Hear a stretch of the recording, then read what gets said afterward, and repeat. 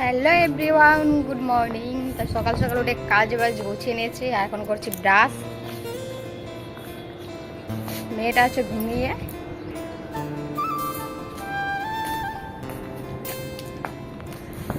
সকাল সকাল ডিম সিদ্ধ করে দিয়েছি। তোমাদের দাদা তো ডিম সিদ্ধটা খেয়ে চলে গেছে ডিউটি, এখন আসবে 10টার সময় নাস্তা করতে। তো ওটাই আমি এখন নাস্তা বানাবো ব্রাশ করার করে। তো দেখি কি বানানো যায়, তাই ভাবছি ব্লগটার ইন্ট্রো করে রাখি যে কখন কি করব না করব। চলো তোমরা দেখতে থাকো। আমি এখন ব্রাশ মুখ ধোবো, তারপর দেখি মেয়েটা কখন উঠে। মেয়েটা ঘুমিয়ে আছে বলে একটু শান্তিভাবে কাজ করতে পারছি। সকাল থেকে উঠে অনেক কাজ করেছি। চলো ব্লগটা দেখতে থাকো, কন্টিনিউ। সকাল সকাল বানাচ্ছি পাস্তা। এখানে আছে আলু দিয়েছি সিদ্ধ হতে। আর এই যে আমার ডিউটি, আমার মাম্মাকে কোলে নিয়ে নিয়ে রান্না করতে হবে। তাকাচ্ছে কেমন দেখো না। কোলে নিয়েছি, তার একটা কারণ আছে যে এখানে জল ভরে গেছে। তো তো ওখানে দৌড়ে পালিয়ে যাচ্ছে। আর এক্ষুনি ভিজে গেলে, এখনো 11টা বাজেনি, স্নান করাবো 11টার পরে। এখানে যদি জল ভরে যায় একটু প্রবলেম হয়ে যায় আমার বাচ্চার জন্য।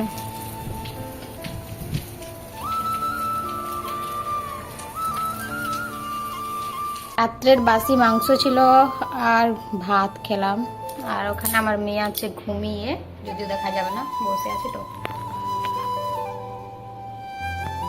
তোমাদের দাদাভাই খেয়ে চলে গেছে, ওকে বানিয়ে দিয়েছিলাম পাস্তা আর একটু মাংস খেয়ে গেছে। আর এই যে এখানে আমার মেয়ের জামা কাপড় আছে, আমার বরের আছে, তো এগুলো কাচাকুচি করবো এখন। মেয়েটা ঘুমিয়ে আছে। সত্যি কথা বলতে আমার অনেকেই কষ্ট হচ্ছে জানো মেয়ে নিয়ে। কেউ যদি অল্প মেয়েটা ধরতো 1 ঘন্টার জন্য হলো, আমার একটু কাজগুলো শান্তি করে হতো। এদিকে আমার রান্না বাকি আছে, কিছু করিনি।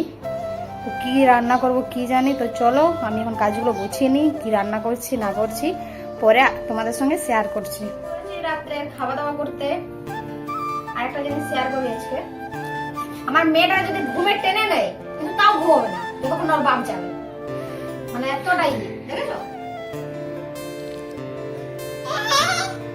মা কি বলছে?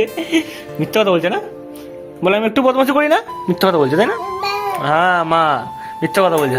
হ্যাঁ মাম মিথ্যা কথা বলছে।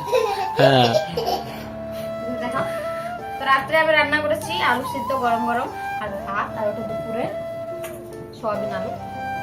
আলুটা মনে হয় আমি বেশি নিয়ে নিলাম, আমার বর এক্ষুনি একটা কথা বলবে। অনেকদিন পরে একদম কাঁচা পেঁয়াজ দিয়ে করেছি। আগে করেছি ধনে পাতার চাটনি। জানি আমার বর খাবে না, খাবো না তো, আমার খেতে লাগে। এগুলো দিয়ে আমাদের এখন খাওয়া দাওয়া নরম নরম হয়ে পাতলা পাতলা হয়ে গেছে। তো আজকের ব্লগটা এখানে শেষ করছি। Tata, good night.